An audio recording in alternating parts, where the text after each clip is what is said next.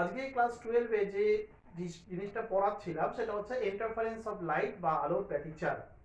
তো এই আলোর ব্যতিচার আগের ক্লাসে বলেছি যে আলোর ব্যতিচার কি জিনিস, এবং সেটা সম্পর্কে বলেছি যে ব্যতিচার দু রকমের হয়, একটা হচ্ছে গঠনমূলক ব্যতিচার বা কনস্ট্রাকটিভ ইন্টারফারেন্স, একটা হচ্ছে ধ্বংসাত্মক ব্যতিচার বা ডিস্ট্রাকটিভ ইন্টারফারেন্স।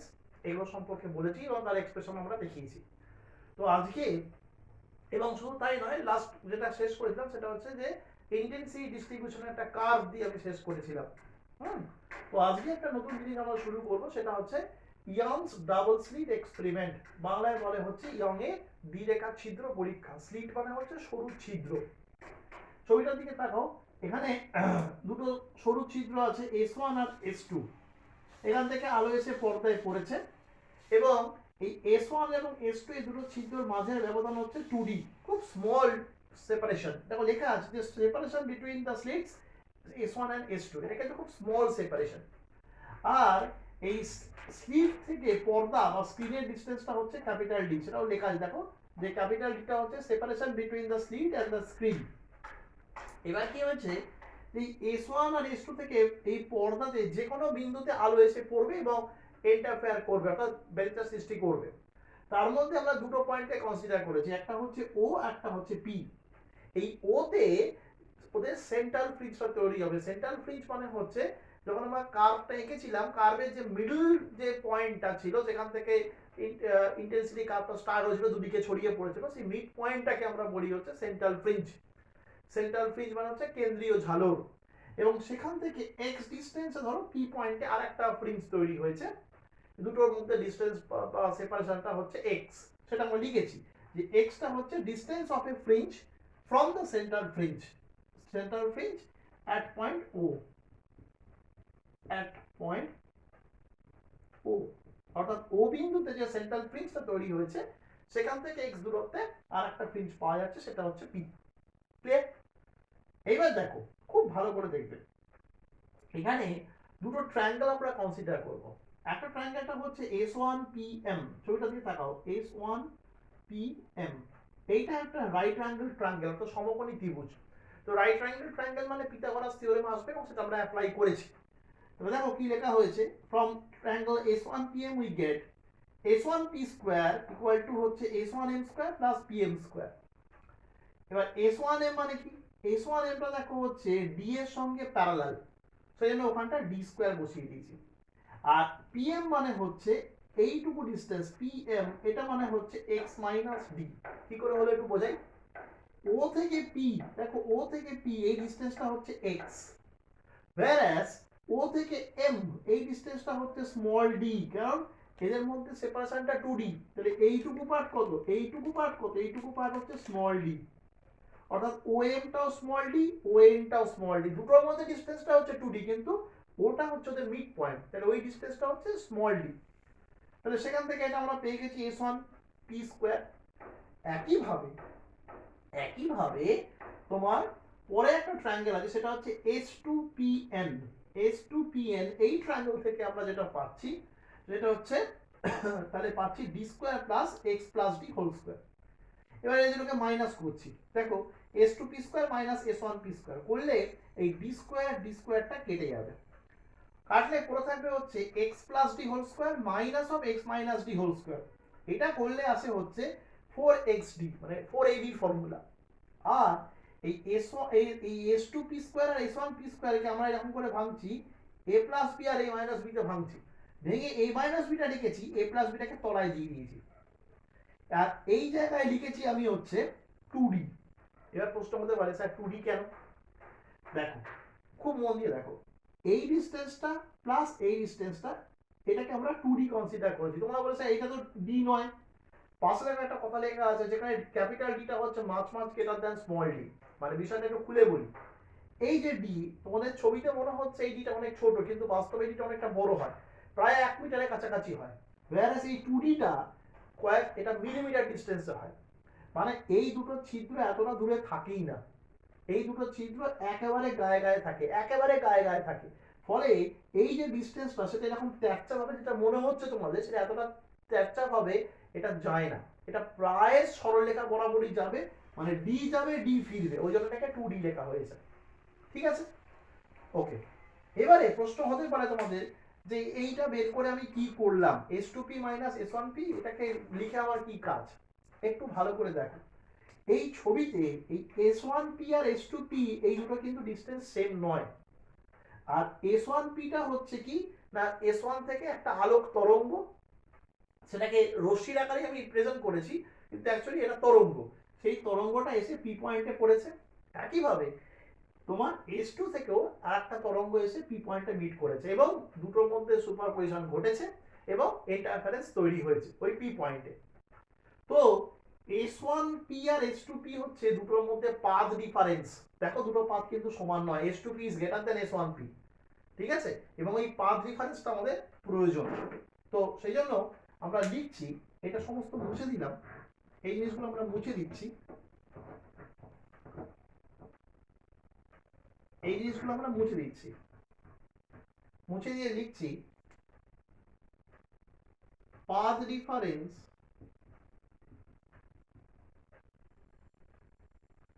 between two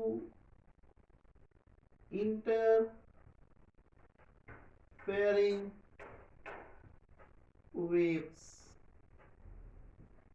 কি লেখা হলো? Path difference between two interfering waves, মানে ব্যতিচা সৃষ্টিকারী তরঙ্গ দুটোর মধ্যে পথ পার্থক্য।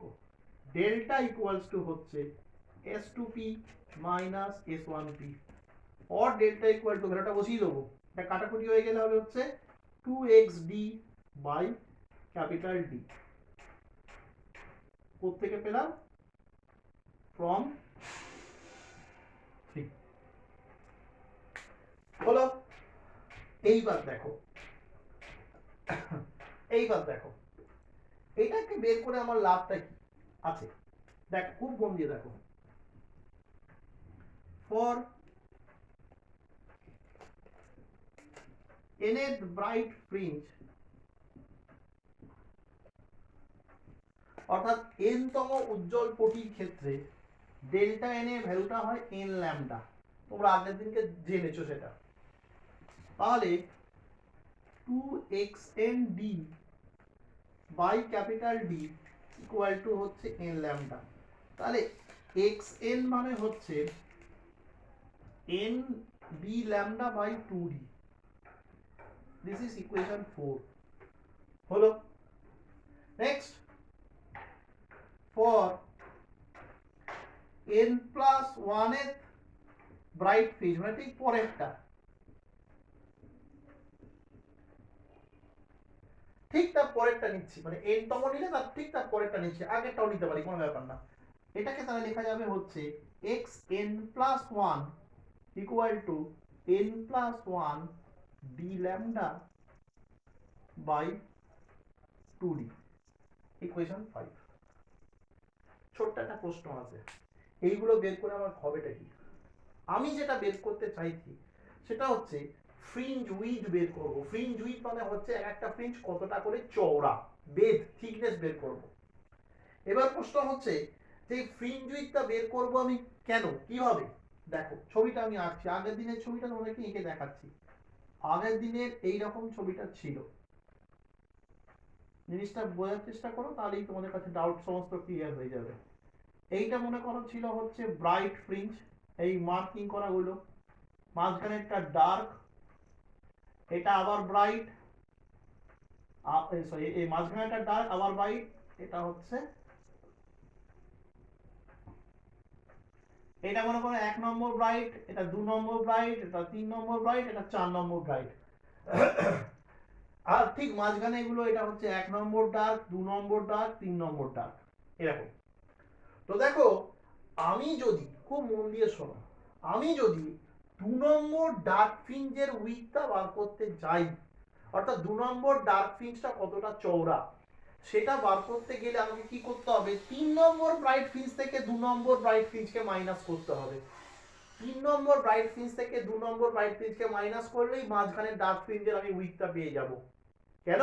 কারণ একটা ডার্ক ফ্রিঞ্জের ডান দিকেও একটা ডান দিকেও একটা ব্রাইট ফ্রিঞ্জ আছে, বাঁ দিকেও একটা ব্রাইট ফ্রিঞ্জ আছে, তাহলে দুটো ব্রাইট ফ্রিঞ্জের মাঝখানে সেপারেশনটাই হচ্ছে একটা ডার্ক ফ্রিঞ্জ। তাহলে এইখানে দেখো আমরা n তম ব্রাইট ফ্রিঞ্জ কনসিডার করেছি, ঠিক তার পরেরটা নিয়েছি, অর্থাৎ n+1 এর ব্রাইট ফ্রিঞ্জটা নিয়েছি। তাহলে এখন যদি আমি ওই n+1 থেকে n কে মাইনাস করে দিই, তাহলে ওই দুটোর মাঝখানে যে ডার্ক ফ্রিঞ্জটা বসে রয়েছে তার উইথটা আমি পেয়ে যাব। therefore width of nth dark fringe, দেখা যাচ্ছে বিটা, কোন জায়গায় তবে x বার দিয়ে লেখা আছে, বিটা মানে হচ্ছে xn+1 মাইনাস xn, অর্থাৎ xn+1 থেকে xn কে মাইনাস করবো, যে 3 - 2 করলেই মাঝখানের যে 2 নম্বর ডার্ক ফ্রিঞ্জটা বসে আছে সেটা বেরিয়ে যাবে।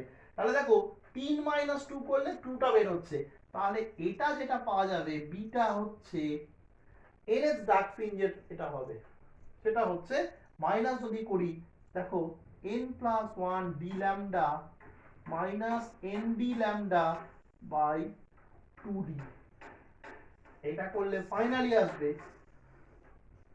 Beta equal to d lambda by 2d, beta equal to d lambda by 2d, beta equal to d lambda by 2d, this is the formula, beta equal to d lambda by 2d। ভালো করে দেখে নাও, আমি আবার বলছি, যে কোনো dark ফ্রিঞ্জের with বের করতে গেলে তার পরে ব্রাইট ফ্রিঞ্জ থেকে তার আগের ব্রাইট ফ্রিঞ্জটাকে মাইনাস করলেই আমি এই জিনিসটা পেয়ে যাব, দেখে নাও, ঠিক আছে। এখন তোমাদের মনে প্রশ্ন হতে পারে যে স্যার আমি তো এখানে ডার্ক ফ্রিঞ্জের উইথ বের করলাম, আমি যদি ব্রাইট ফ্রিঞ্জের উইথ বের করি তাহলে কি এটা ডিফার করবে? এটা ভালো করে দেখে নাও, আমি দেখিয়ে দিচ্ছি, দেখে নিয়েছো এটা? বেশ, আমরা যেখান থেকে শুরু করেছিলাম এই 3 নম্বর ইকুয়েশন থেকে, এইখান থেকে আমরা আবার কাজটা করব।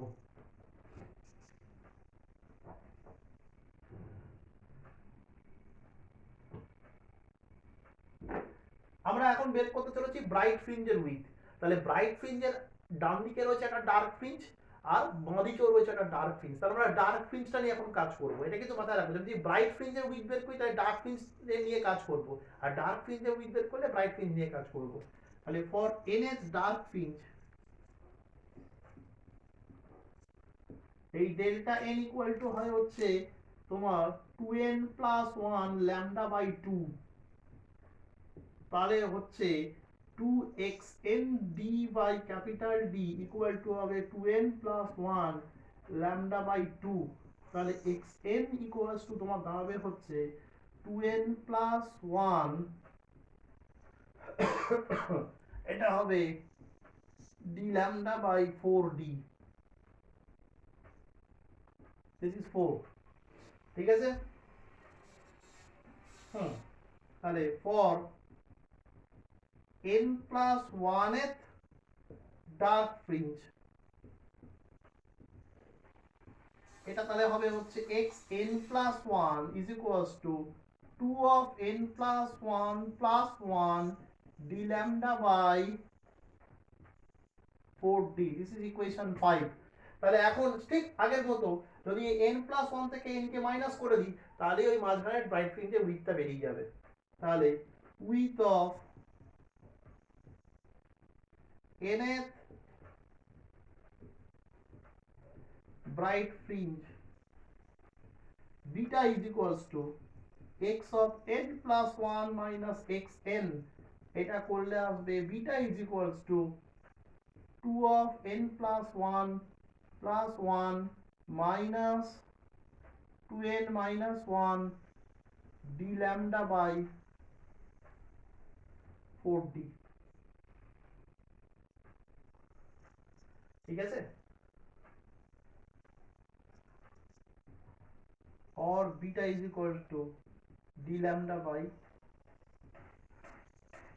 2d, কাটাকুটি করে দেখো, ব্র্যাকেটটা ওপেন করছি, এটা ব্র্যাকেটটা ওপেন করলে 2n 2n কাটছে, +1 কাটছে, পুরো থাকছে হচ্ছে 2d lambda by 4d, ওটা হয়ে যাবে হচ্ছে d lambda by 2d।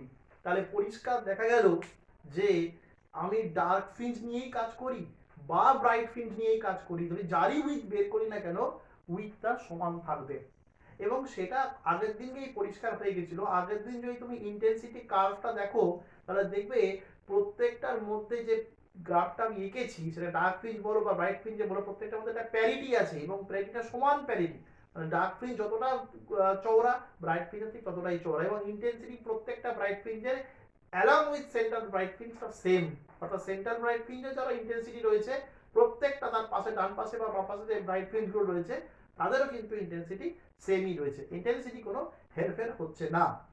বোঝা গেছে কথা? বেশ, তাহলে ফ্রিঞ্জ উইথের ফর্মুলা এটা কিন্তু এস্টাবলিশ করতে দেয়, এখান থেকে নিউমেরিক্যালও দেবে যে ফ্রিঞ্জ উইথের তাহলে ফর্মুলা হতো, এটা দেখে নাও ভালো করে, দেখে নিয়েছো? এটা বুঝে নিলাম। তাহলে তাহলে ফ্রিঞ্জ উইথের যে ফর্মুলা রয়েছে সেই ফ্রিঞ্জ উইথের ফর্মুলা হচ্ছে beta is equals to D lambda by 2d, এইটা হচ্ছে আমার ফ্রিঞ্জ উইথের ফর্মুলা। তো এখান থেকে কিছু ব্যাপার একটু বলার আছে, সেটা হচ্ছে তাহলে দেখা যাচ্ছে যে ফ্রিঞ্জ উইথ তিনটে বিষয়ের উপর ডিপেন্ড করছে। একটা হচ্ছে ক্যাপিটাল ডি, অর্থাৎ distance between slit and screen, এই এই ডিসটেন্সটা বা সেপারেশনটা যত বেশি হবে ফ্রিঞ্জ উইথ তত বেশি হবে। ফ্রিঞ্জ উইথ বেশি হবে মানে হচ্ছে ফ্রিঞ্জটা চওড়া হবে, মোটা হবে, আর ডিসটেন্স যত কম হবে ফ্রিঞ্জ উইথ তত কম, মানে ফ্রিঞ্জটা তত সরু হবে। আমরা সরু ফ্রিঞ্জই এক্সপেক্ট করি, এটা আমাদের ল্যাবরেটরিতে কাজে লাগে। নাম্বার 2 হচ্ছে ল্যামডা, ওয়েভলেন্থ অফ লাইট, অর্থাৎ যে লাইটটা আমি ফেলবো ইন্টারফেয়ার ঘটাবে সেটা অবশ্যই মনোক্রোমেটিক লাইট, অর্থাৎ একবর্ণী আলোক রশ্মি, আলোক তরঙ্গ বলতে হবে এখানে, আলোক তরঙ্গ, এবং তার ওয়েভলেন্থের উপর কিন্তু ফ্রিঞ্জ উইথটা ডিপেন্ড করছে। আমি যদি লাল আলো নিয়ে করি, লালের ক্ষেত্রে ল্যামডাটা হচ্ছে ম্যাক্সিমাম, তাহলে ফ্রিঞ্জ উইথ হবে ম্যাক্সিমাম, অর্থাৎ সব থেকে ওয়াইডেস্ট ফ্রিঞ্জ আমি পাবো, মানে ওয়াইডেস্ট ফ্রিঞ্জ আমি পাবো, মানে সব থেকে চওড়া ফ্রিঞ্জ আমি পাবো। whereas যদি আমি ব্লু কালার নিয়ে করি, ব্লুর ক্ষেত্রে ল্যামডাটা হচ্ছে মিনিমাম, কারণ ভায়োলেটটা ভালো করে সেন্স করতে পারি না, তো ব্লুটাই আমরা কাজ করব।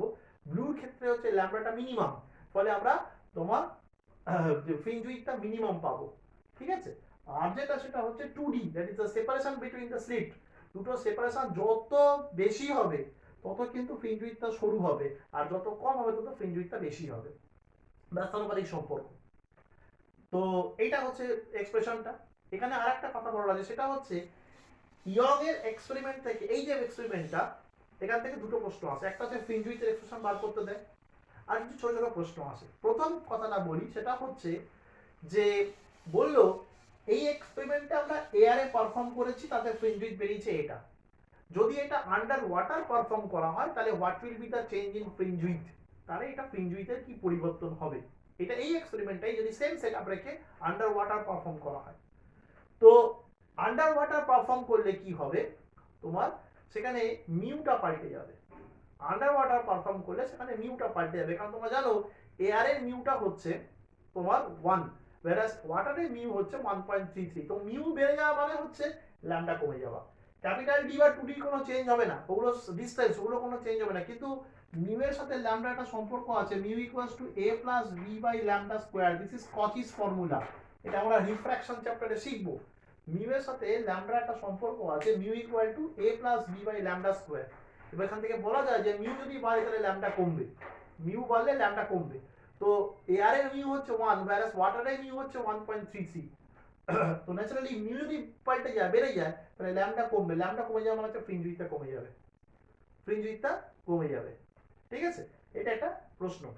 নেক্সট যেটা সেটা হচ্ছে যে আমি কিভাবে ম্যাক্স এই সেটআপে ম্যাক্সিমাম ফ্রিঞ্জ উইথ আর মিনিমাম ফ্রিঞ্জ উইথ পাবো, এটা অলরেডি আমি ডিসকাস করে দিয়েছি। যদি আমি লাল আলো ইউজ করি তাহলে লালের ক্ষেত্রে ওয়েভলেন্থ ম্যাক্সিমাম, ফলে আমি ম্যাক্সিমাম ফ্রিঞ্জ উইথ পাবো, আর যদি আমি ব্লু কালার ইউজ করি তাহলে ব্লু ক্ষেত্রে ওয়েভলেন্থ মিনিমাম, ফলে আমি মিনিমাম ফ্রিঞ্জ উইথ পাবো।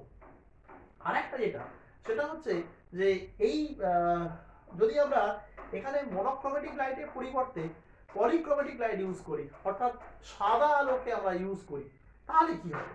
সাদা আলোকে ইউজ করলে কি হবে, সাদা আলো 7টা বর্ণ আছে, সেই 7টা বর্ণের প্রত্যেকটা এক একটা ওয়েভলেন্থ আলাদা আলাদা আছে, এবং প্রত্যেকটা ওয়েভলেন্থের জন্য প্রত্যেকটা আলাদা আলাদা করে ফ্রিঞ্জ তৈরি করবে। কিন্তু জায়গাটা যেহেতু অনেক ছোট, তো এই প্রত্যেকটা ফ্রিঞ্জ কি করবে, প্রত্যেকটা রঙের জন্য এক একটা ফ্রিঞ্জ, মানে প্রত্যেকটা কালারের জন্য তো ব্যাটার ফ্রিঞ্জ তৈরি হবে। এবার ওই ছোট্ট জায়গার মধ্যে ওই কালার যে নিজের যে প্রত্যেকটা কালার যে নিজের জন্য নিজের ওয়েভলেন্থের জন্য ফ্রিঞ্জটা তৈরি করবে, সেই ফ্রিঞ্জগুলো একে অপরের সাথে ওভারল্যাপ করে যাবে, এবং এই একে অপরের সাথে ওভারল্যাপ করে যাওয়ার ফলে আমরা তখন একটা কালারফুল মিক্সচার দেবো বা কালারফুল ফ্রিঞ্জ দেখবো, যেটা হয় কোথায় হয় জানো, দেখবে তোমার জলের ওপরে তুমি এক ফোঁটা তেল ঢেলে দাও, দিয়ে এবার আলোতে দেখো, দেখবে কিছু কালারফুল তুমি জিনিস দেখতে পাচ্ছ। So that is interference. এটা সাদা আলো এসে পড়ছে, সূর্যের আলো সাদা আলো, সেখানে কি হচ্ছে যে ওই প্রত্যেকটা কালার নিজস্ব রঙের জন্য বা তরঙ্গ দৈর্ঘ্যের জন্য ওয়েভলেন্থের জন্য তারা ফ্রিঞ্জ তৈরি করেছে, কিন্তু ওই ছোট্ট জায়গার মধ্যে কি হচ্ছে ফ্রিঞ্জগুলো একে অপরের সাথে ওভারল্যাপ করে একটা কালারফুল ফ্রিঞ্জ তৈরি করেছে। হ্যাঁ, এটা আমরা দেখতে পাই। তো এই ছিল হচ্ছে ইয়াংস ডাবল স্লিট এক্সপেরিমেন্ট। এখান থেকে এইরকম প্রশ্নই আসতে পারে, সেটা হচ্ছে ইয়াংস ডাবল স্লিট এক্সপেরিমেন্টের ক্ষেত্রে তোমার ফ্রিঞ্জ উইথ নির্ণয় করো, ঝালর প্রস্থ, বাংলায় বলা হচ্ছে ঝালর প্রস্থ নির্ণয় করো, এটা একটা আসতে পারে। নাম্বার 2 যেটা বললাম যে ফ্রিঞ্জ উইথটাকে মানে ফ্রিঞ্জ উইথের উপর যে প্রশ্নগুলো আসে, যেমন হচ্ছে সাদা আলো ব্যবহার করলে কি হবে, কি করে আমি maximum fringe with minimum fringe width পাবো, বা যদি এক্সপেরিমেন্টটা আন্ডার ওয়াটার পারফর্ম করা হয় তাহলে কি হবে, এই প্রশ্নগুলো কিন্তু আসতে পারে। তো আজকে ক্লাসটা এখানেই শেষ। এরপরে আমরা আর একটা ক্লাসই করব এবং তারপরে আমাদের এই চ্যাপ্টারটা শেষ হয়ে যাবে, মানে ইন্টারফারেন্সের পার্টটা শেষ হয়ে যাবে আর কি। ঠিক আছে, তাহলে এইটা তোমরা ভালো করে প্র্যাকটিস করে নিও। ঠিক আছে, হয়ে গেছে।